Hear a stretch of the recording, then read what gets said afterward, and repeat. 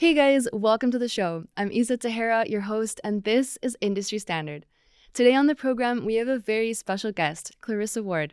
She's the Chief International Correspondent of CNN and one of the most accomplished journalists of our time. For over 2 decades, she's reported on conflicts all across the globe, from Kyiv, Beirut, Baghdad, to Aleppo, Kabul, and Gaza. Her memoir, On All Fronts, was released to critical acclaim. I would list all of her awards, 12 Emmys, 2 Peabodys, 2 Edward R. Murrows, but that would take up the length of this podcast. So instead, sit back and enjoy the show.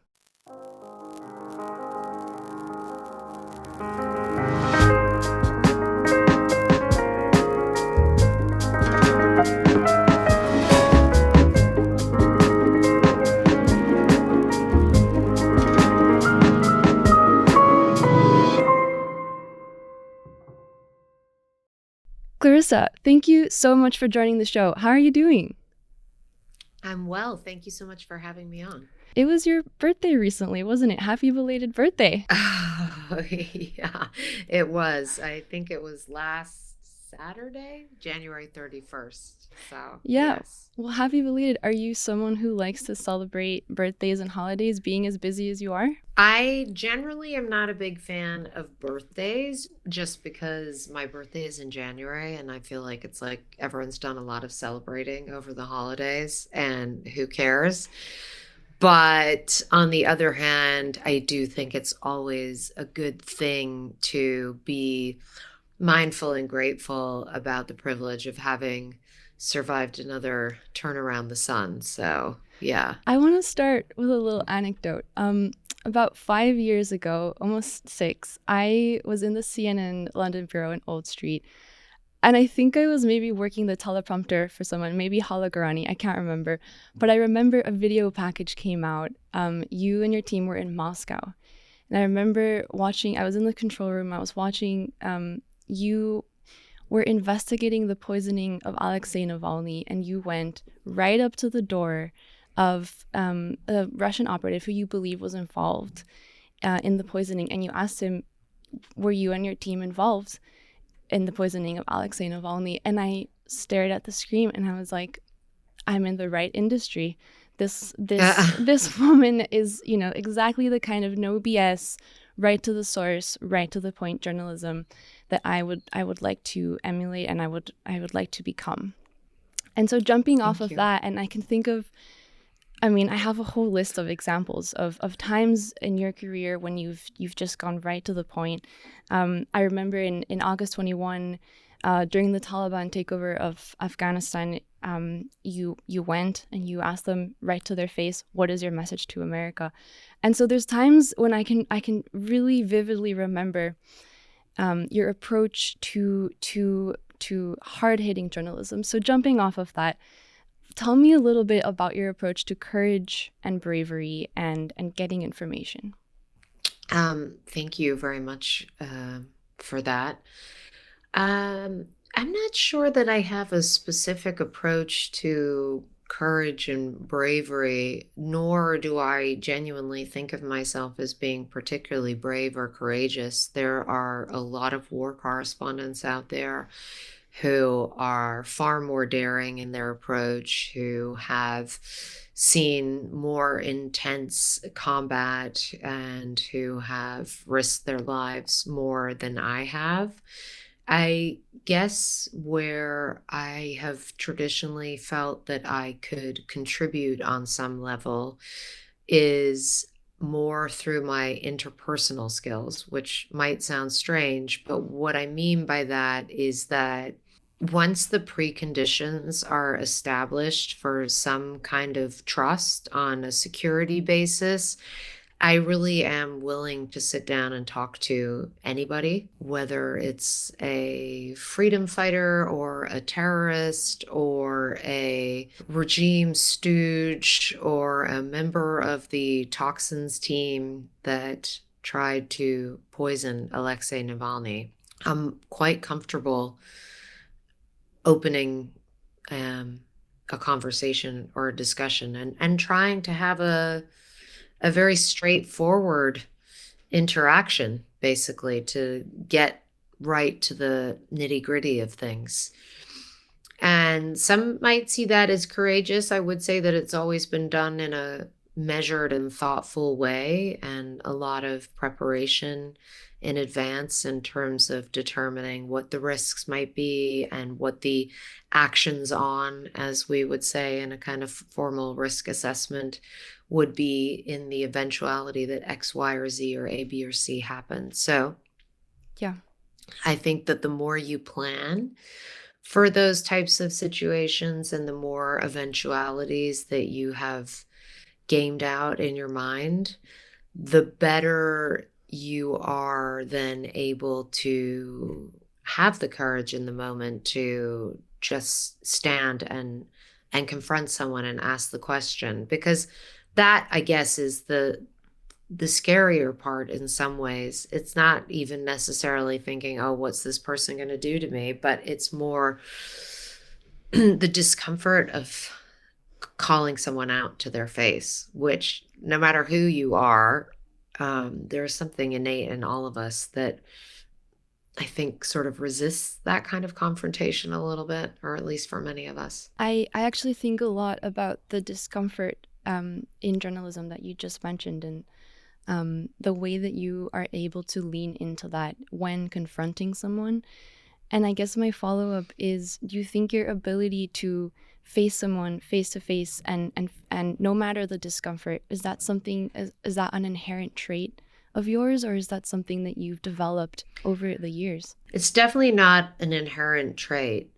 I grew up in a world where a big part of surviving and thriving was being able to be charming, to be able to sit down with anyone, to be able to tell people what you think they want to hear, to make them feel more comfortable, to make them like you. And I definitely would not have considered myself to be a confrontational person, although at the same time, I've always found it very difficult to be phony. And I think there's ways of being candid or trying to open a deeper conversation without being obnoxious.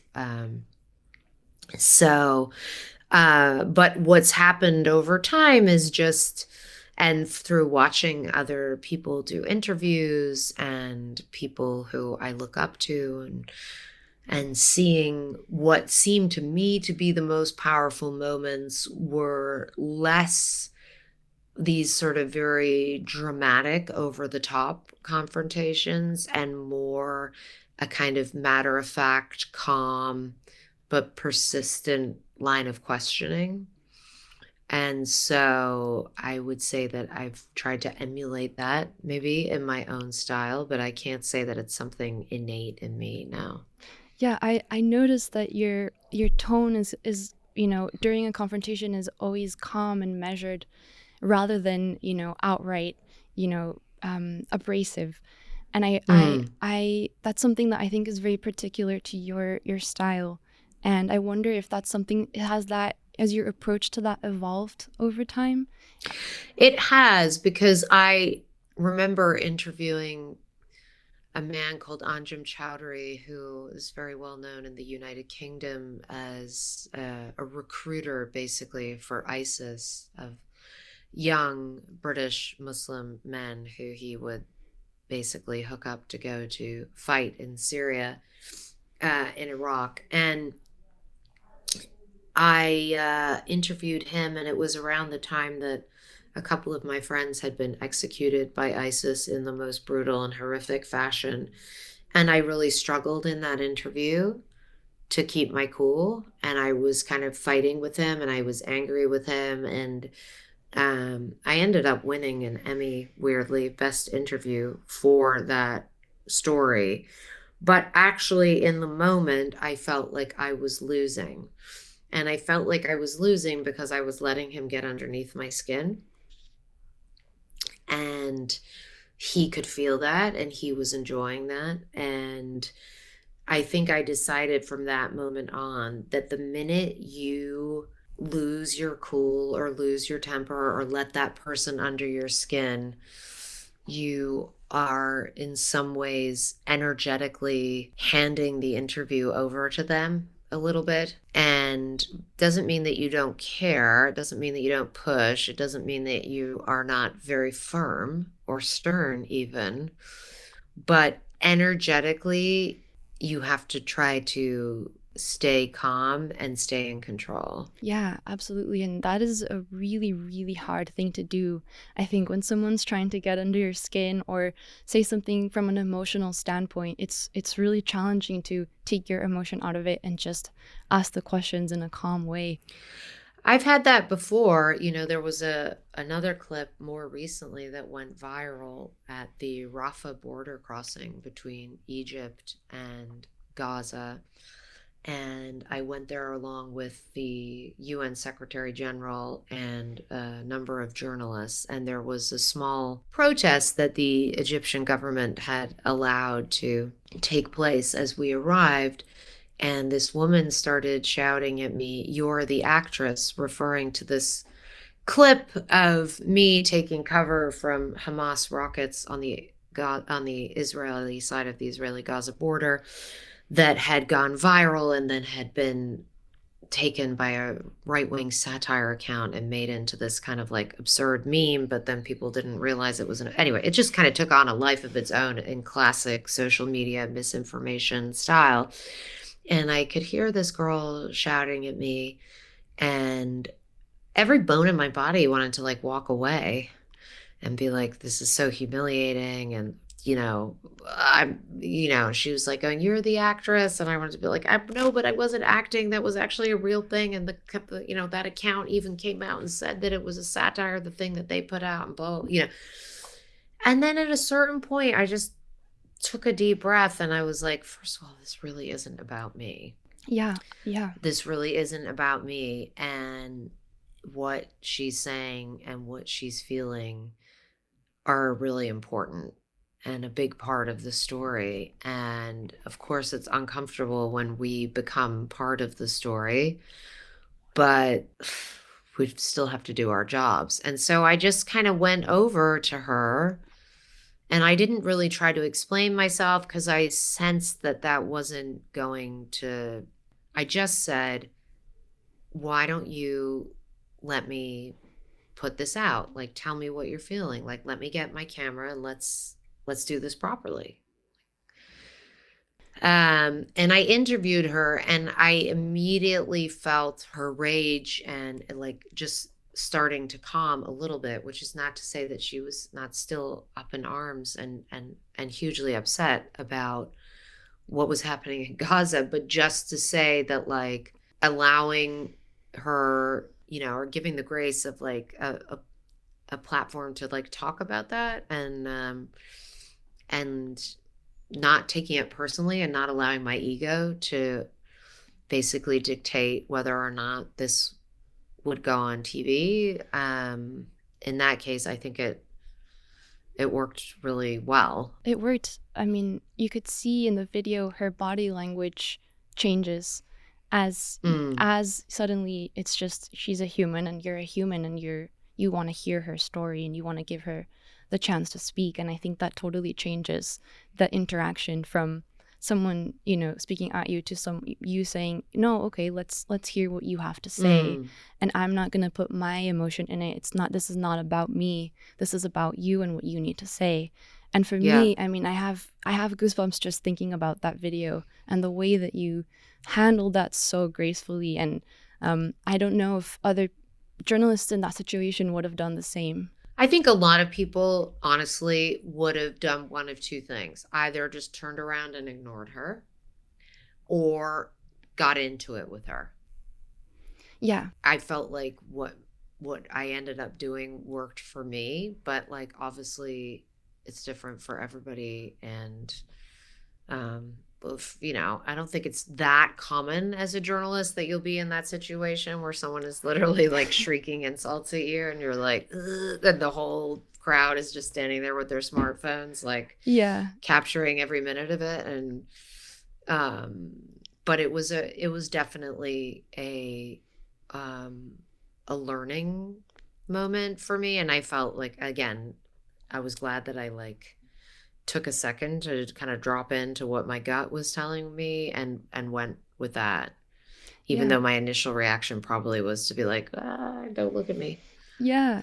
You mentioned becoming part of the story, and I know that's something you've spoken about in interviews and written about, is that you know, a journalist never wants to become part of the story because you're there to report on the story, and I guess sometimes that's totally out of your control, right? Especially in the specific kind of conflict reporting that you do. And um, I would love to talk about your reporting in North Darfur, if it's okay with you, and if Mm, it's all right with you. Like, I know yeah. that that was a trip that you and Brent Swells and Scott McWhinney did, and you were there to report on the story. Can you tell me a little bit about what happened there?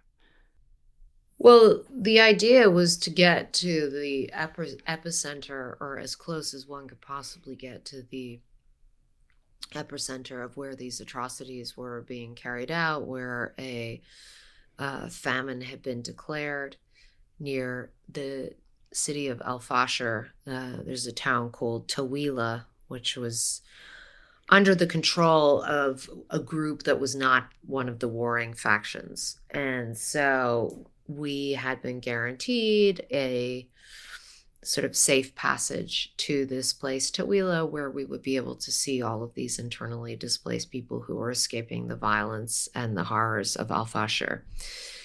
Of course, despite all efforts to plan it perfectly, we got stopped by a group on our way to meet our liaison who would take us to Tawila, and we got stopped by another group, and they were like, "Who are you?" And then very quickly things became quite hostile, and they interrogated us for a while, and they put our driver in these like shackles, and then they bundled us. They went through all of our equipment, and then they bundled us into these cars and like drove us out into the middle of nowhere. And there were a few very scary moments where the commander, I guess, of the group seemed like quite unhinged, frankly, and sort of waving his gun around and shooting at birds in the air and shouting at us. And obviously there was also just a lot of confusion, like, what's going on? Why are you so mad at us? Why would you do anything bad to us? That wouldn't really make any sense. It doesn't really benefit anyone. And then we pulled over at a certain point to stop for like some tea, I guess, and I was able in my halting Arabic to have a conversation with the commander and his number two,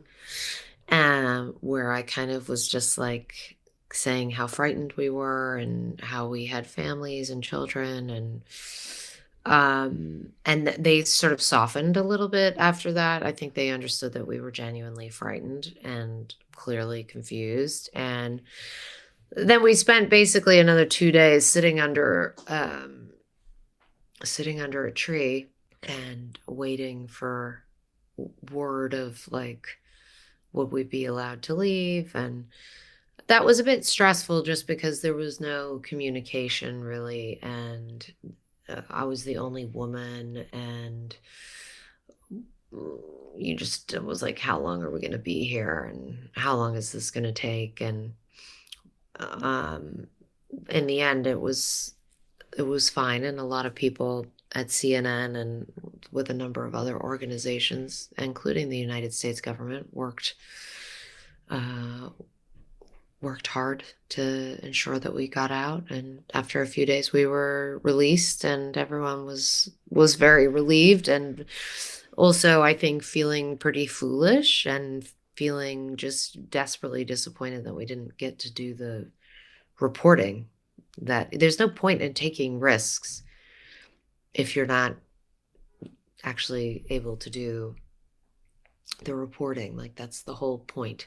Yeah. So that was the hardest part of that, I think, to swallow. I'm curious. Well, thank you for sharing that story, and I can't imagine how frightening that must have been.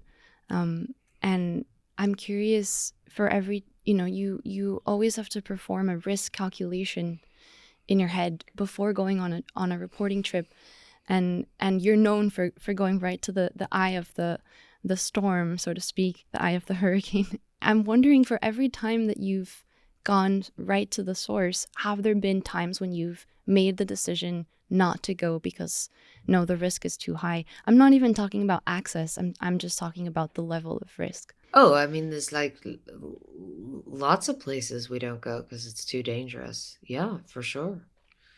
I'm, and even if you were willing to go, there's people at CNN who will just not let you go if it's too dangerous. Yeah. So I'm very cautious and conservative about risk, and occasionally I'm willing to take some relatively big risks, but generally speaking, that's not necessarily what I do. Yeah. What do you think the most common misconception is about being a conflict reporter, and maybe a female conflict reporter, but generally speaking, a conflict reporter? I think that most people assume that we're adrenaline junkies, and most people assume that it's much harder to do this job as a woman than it is as a man. I think it's actually maybe a little easier in some ways. A, because in a lot of places you have access to half of society who your male colleagues don't. B, because as women, we're often seen as less threatening, more of a curiosity than a hostile combatant. And C, I feel like maybe it's easier for women to speak into issues around trauma and burnout, and I think that can be tougher sometimes for male colleagues to feel comfortable addressing that. And, I always tell young people when they're starting out that, like, if you're going to do this job for 20 years, like, you're going to have to pay for it at some point. Like, you're not just going to surf through it. And you think you will in the beginning because you think you're invincible, and that's just not the way it works. So, but in terms of like the adrenaline junkie part of it, I feel that's a very common, I can't say it's totally a misconception because I think we have to be open to the fact that there's some truth to it. I think that, like, for me personally, it's less that I'm drawn to the adrenaline and more that I'm attracted to the intensity of it. What do you mean by that? I mean that there's an intensity to conflict zones whereby everything is pared down to its pure essence. You're not sitting in a conflict zone wondering which brand of toothpaste you should buy in order to have pearly whites, but also be mindful of your sensitive teeth. Like, that's just not, you're not worried about what the latest scandal is or beauty trend, or it's just like not part of your world. Like, your world in most of these places is really pared down to something much more vivid and intense, and that can be incredibly compelling and hard to give up, I guess, in a sense. It's like a reality check about what really matters in life and what's real. Yeah. So I think for me, that would be the bigger part of the appeal. I don't really get excited by bullets whizzing over my head and stuff, although I recognize that some people do. Yeah, that makes a lot of sense. And you've written in your book about sort of the fear of the mundane. I found that really interesting, and I've spoken to other journalists who feel the same. And I wonder, you've been in this business for a long time, for over 2 decades. I wonder now, and I know you've spoken a lot about, motherhood and being a war correspondent, and that's never going to change. Motherhood is never going to change what you do, because this is what you do. And I also find people repeatedly asking that, it's a very gendered question, obviously, because no one asks that of male war correspondents. I guess I wonder if, with three children, do you feel like your feelings about motherhood have evolved continuously over time? It's a good question. I don't have a great answer. I'm not sure that my feelings about motherhood have evolved. No, I think it's something quite instinctive that for me kicked in the minute I had children, and I don't think it's changed very much. I feel very strongly that as long as my children are deeply loved and have stability in their life, everything else is open to interpretation. I think kids are actually very resilient, provided they have deep, deep, deep love and stability. So, and I think I've sensed that from the beginning. Yeah, absolutely. I actually remember when about 6 years ago, right before COVID, I think the first time I saw you, CNN was changing from Oxford Circus to Old Street. And I remember seeing you. And at the time you were, I think, expecting your second baby, Casper. And I have this image of you from that time of like, just getting right down to work. You're there. You're not going to let anything stop you. You're here to just do the job. And that gave me, as a young journalist at the time, that gave me a really good model of what I wanted to do.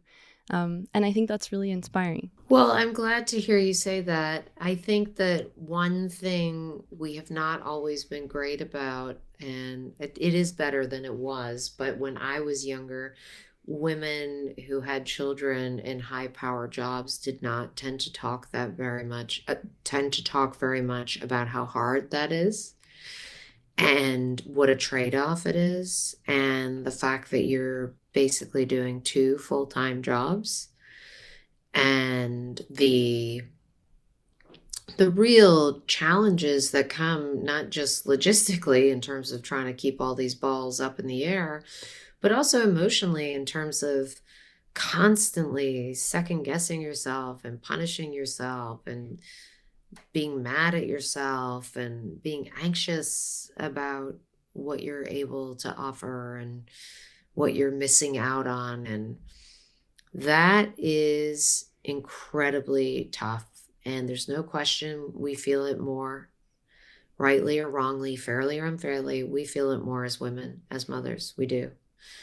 And the only thing that makes that kind of bearable in my mind is having the conversation about it openly, so that younger women, when they're getting ready to become mothers or to at least entertain the kind of decision as to whether they will or not, are coming at it from a place of having a lot of support institutionally from other women, but also a knowledge base of other women's experiences to kind of lean on, while understanding that their experience will be unique to them. Yeah, that makes sense. And as you said, as long as your kids feel loved and supported, it doesn't, nothing else matters. That's what they need to feel. And I think you set that example really well. And I appreciate that you've written about that as well and spoken about that. Just pivoting a little bit, I'm curious about the correspondent-producer relationship. And you are on the field and you have a really, really incredible team behind you. And I think because this is a podcast where people really are interested in learning more about industries and making industries more accessible, can you tell me a little bit, in your mind, what makes, when you're out in the field, what differentiates a good producer from an absolutely exceptional one? So I don't have a producer at the moment. My wonderful producer, Brent Swells, has just moved to Nigeria with his family, which is wonderful for him and his family. And his wife has an amazing job there. And I know that he'll continue to do awesome and exciting things there. So, in this particular moment, I don't actually have a producer. I would say that, like, producers, every producer is different. Every producer is going to bring something different to the table. Some producers will really push you. Some producers will really help you know when to take your foot off the gas. Some producers will be absolutely focused on every single logistic to ensure that you never need to think about it. Other producers will expect a certain level of autonomy on that front, but will be like very much involved in the creative process in terms of putting the piece together. I think there's not like a list of like what makes a perfect producer. Different people have different needs. Like, some people always want a producer who's going to make sure that they're like well fed and that they're always getting food or whatever. Like, for me, I don't really, I like to eat, but that's just not a priority for me when I'm in the field. So I just like a producer who I can collaborate with and share ideas with and run through different possible scenarios and experiment and script together. And I really love that kind of a synergy and that kind of a creative collaboration. Yeah. Yeah, that makes sense. And I know Salma Abdulaziz, who was on this podcast, was your producer. Yeah. And we do have, Yeah. at the end of our conversation, we do have a little surprise for you. So stay tuned for that. Okay. She was wonderful. She's a wonderful, wonderful producer and a wonderful reporter. So I'm very happy for her. But yeah, she's great. Yeah, she's incredible. And she was great on this show as well. You've written a little bit about processing tough moments out in the field. You wrote in your book about it. You touched a little bit about therapy with I think his name is Mark Brine. Mark Brain, yeah. Mark Brain. And you've also written very briefly about praying. I wonder if you could touch a little bit on tools in your toolbox that help you as a reporter sort of touch back down to your reality. I think for me, a lot of it is about, and this has been an evolution over time as I have got older and wiser, but you can really get stuck in your head when you're doing this job. And you really need to try to get back into your body.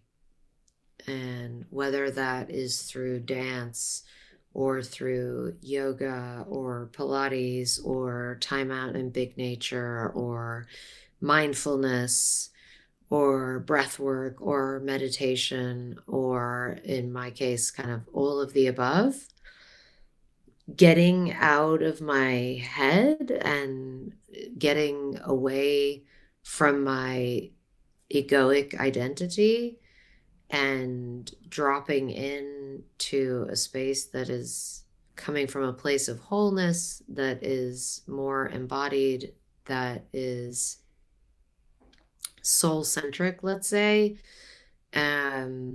which might sound like very woo-woo to a lot of people, but as I get older and wiser, I embrace the woo-woo much more, and I have found it's been incredibly helpful for me.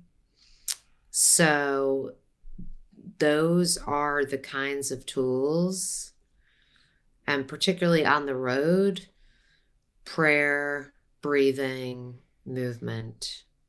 It's very easy sometimes to go days and days without moving your body, and you're driving vast distances, sitting in the back of a car, and then you're, maybe visiting a front line, but you'd be surprised. It's not like you're doing you're actually moving that much. It's a lot of kind of hurry up and wait and standing around, and then maybe one little bit of frenzied activity and then back into a car. And so, yeah, getting into your body and out of your head. That's the big one. Yeah. And I imagine it's also a lot of just sitting and waiting, or being in a car, being in a bus, and just sort of having to sit there for a while. And so moving your body and stretching and having that sort of practice, whether it's yoga or something similar, I guess really helps you sort of stay grounded. Yeah, I mean, you can't do it probably when you're in the moment, obviously, but once you get back or have a bit of time, what you can do in the moment is try to breathe. And that already is like, there's different types of breaths you can do that will lower your cortisol levels on the spot. And yeah, I'm a big proponent of that. Yeah. Speaking of advice, I know Christiane Amanpour told you once that the way to really make it as a conflict reporter is to have a full life at home waiting for you when you get home.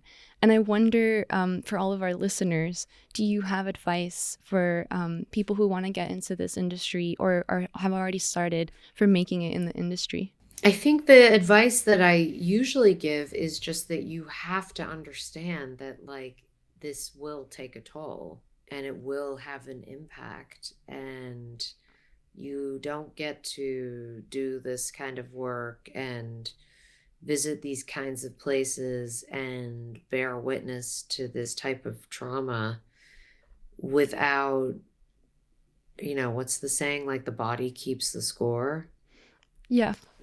Even if you're intellectually still feeling very invincible, somewhere inside of you, you're holding on to a lot of it. And so I just think that it's already shifted a lot with from my generation.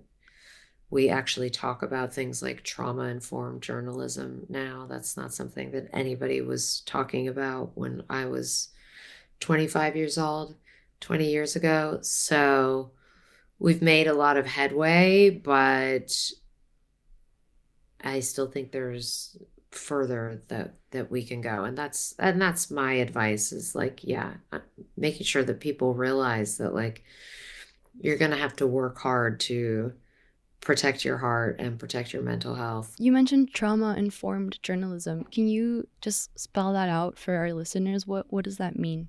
It can mean a lot of different things to different people, but it's essentially understanding on a deep level that,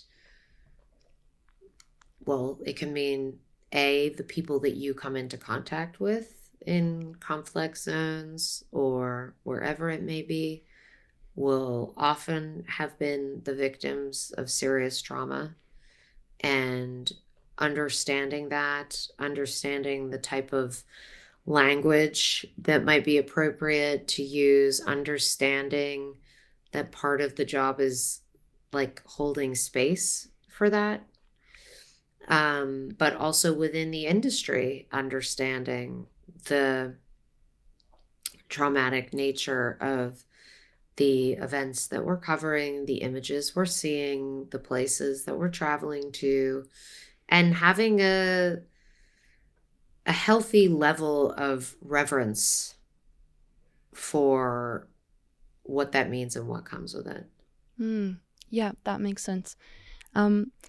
I saw that last year you were reporting on the journalist Austin Tice, who went missing in 2012. And I wanted to take a moment to, first of all, pay respects to Austin Tice, who was an incredible journalist. But I also want to hear a little bit about what you found on your reporting trip. And I know you confronted the man who was holding him captive. Could you tell me a little bit about that? Austin is a good friend of mine, and we were corresponding extensively during the summer of 2012, right up until he disappeared. I was actually in Lebanon, supposed to be meeting up with him. when he got out of Syria, which tragically he never did. And this was one of those things quite early on in my career that really messed with my head and really I almost had a nervous breakdown, honestly, after he disappeared, because I think it was the first time in my life that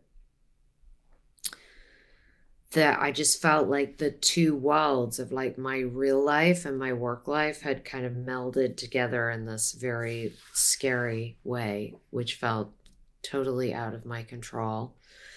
And it was devastating. Yeah. So all these years later, I've been trying to work out what happened to him. And then there was a series of reports that came out after the fall of Bashar al-Assad that this crony of Assad's, a man called Bassam al-Hassan, had admitted that he was holding Austin captive, and he had told the FBI during a series of interrogations in Beirut that Bashar al-Assad had ordered him to kill Austin, that he hadn't gone ahead with it, but that he'd passed on the order to someone else, and that the order had been carried out. And obviously, this guy is a truly unsavory character. He failed the polygraph. Like, everybody seems to agree about one thing, which is that he lies constantly. But we know he's not lying about the fact that he held Austin. And I think there's a lot of people who would say, why would you lie about being involved potentially in his killing as well, if he's not dead?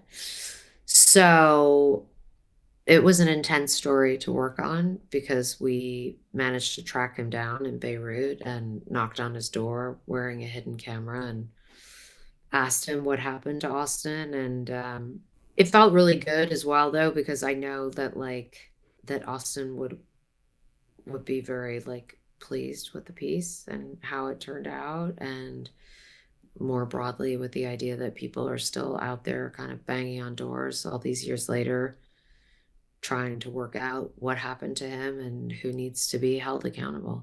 Absolutely. And I think that piece really shows that you care, that everyone still cares. Everyone wants to know what happened to him. His mother is still out there sort of, pleading for people to continue to pay attention. And so I think that piece that you did was really important. And I again, we've talked about, your style of confrontation and staying calm. I want to talk a little bit about your interview techniques, because you speak to a range of people, some who you're trying to get information out of, others who you want them to tell their story. And when Salma was on this podcast, she mentioned one of her techniques, which is when someone's speaking and telling you something important and they finish speaking, give them a second and let them think about it, and they might add something else. And usually what they say after that moment of silence is the most important gem. And that really stuck with me. Do you have a similar technique or something you could add to that? I think that she's absolutely right. And what she's basically speaking to there is listening. And I'm not talking about the kind of listening that we're used to doing, where we kind of nod along and are just waiting to speak again and planning what we're going to say or looking at our next question. I'm talking about active listening, holding space, being open to receive what someone is saying, which is a very different muscle. But people can feel when you're really doing it, because you're making a connection there. And put away your questions. You've got them in your back pocket. That's fine if you need to take a moment at the end to go through and be sure that you hit everything. That's fine. There's no shame in that. But in the moment, be in the moment. Be actively listening. Be responding to what you're hearing. And you will have a very different conversation as a result than if you are just I got to get through A, B, C, D, and E, and then I'm good to go. It should be a conversation. not like question, answer, question, answer, question, answer. So I think that's exactly what Salma's kind of hitting on there. It's like, you don't need to interrupt somebody. You don't need to like let them dig deep and get it out. Yeah, that makes sense. My whole life, my dad has been telling me, because we're a CNN family and we watch the news together. And growing up, my dad would always point out that journalist wasn't listening, or that journalist asked the wrong follow-up question. And he would turn to me and he would, because he knew I wanted to be a journalist, and he would say, don't do that. If you're interviewing, always listen. And he listens to this podcast, and he is very quick to point out when I'm actually listening and when I'm asking good follow-up questions and when I just skip to the next question. And so shout out to my dad for keeping me in check. Clarissa, this was just a really fascinating interview. And so as we close up the interview, I asked this of all of my guests, because I've spoken to a range of people in creative industries.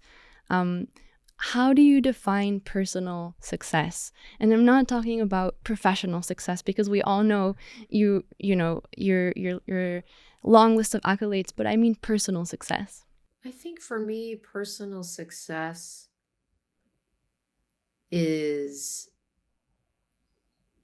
about knowing that there's a constant evolution happening creatively, intellectually, emotionally.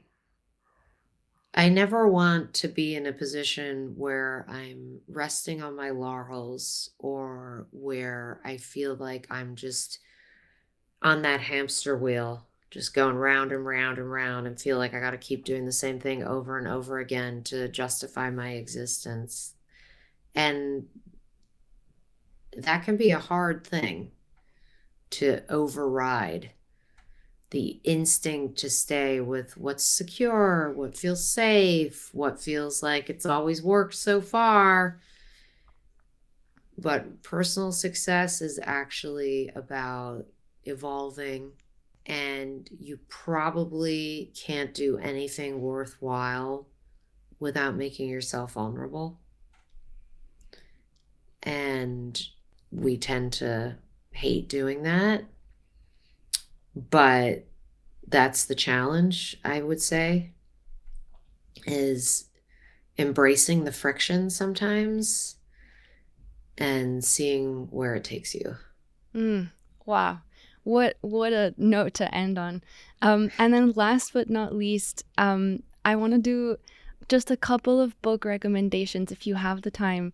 Some of your favorite books, especially if they're about journalists or the journalism industry.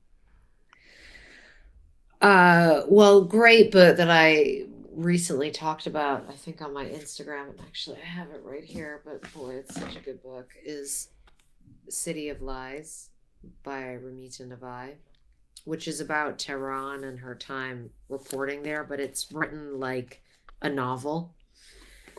And it's just a fantastic, fantastic book. I also really loved, when I was much younger, a book called Shutter Babe. Okay. By Deborah Copeland, I think her name was. I actually have to triple check her name, but it was about this young woman working as a photojournalist in conflict zones. I found that absolutely riveting. I loved that. Trying to think of other great journalism books. There are so many. I tend not to read that many journalism books just because, obviously. Oh, another one from my very good friend, Lindsay Addario, It's What I Do. Yes, amazing book and documentary. Yes, I watched the documentary. Wow, it's so good. Yes, so good. And Lindsay, if you're listening to this, we do want you as a guest on this podcast. So you've heard it here. Okay, well, I could probably help you with that. Thanks, Clarissa. I appreciate it. And at the very end of our interview, we do have a little surprise for you from our very own Salma Abdelaziz. Clarissa, my darling friend, my wonderful mentor, You are absolutely our industry standard, not only because you are such a talented journalist, you have absolutely perfected the craft of storytelling, but because of who you are as a human, as a person. I have been so fortunate as to work with you in some of the most difficult places in the world, and I know that you wear your heart on your sleeve. I know that you walk into every assignment with an open mind, with an open heart. You report with compassion, with dignity, with empathy. You are a beautiful mother, and I know that every time that you are telling a story or that you are on assignment, you see every mother as you would see yourself. You see every family as you would see yourself. And that is why your journalism is so outstanding. That is why your storytelling is so engaging. I am so, so proud of you. And I absolutely cannot wait to see what you do next. With all my love. Oh, it's so beautiful. It's so beautiful. Um, It's just really, really, really heartwarming, and I have so much love for Selma, and yeah, she's extraordinary. So it means a lot. Thank you for sharing that with me. Thank you, Clarissa. Thank you for setting the industry standard for what it means to be a journalist. And thank you so much for joining the show. Thank you for having me, and I really appreciate the opportunity to chat. Likewise.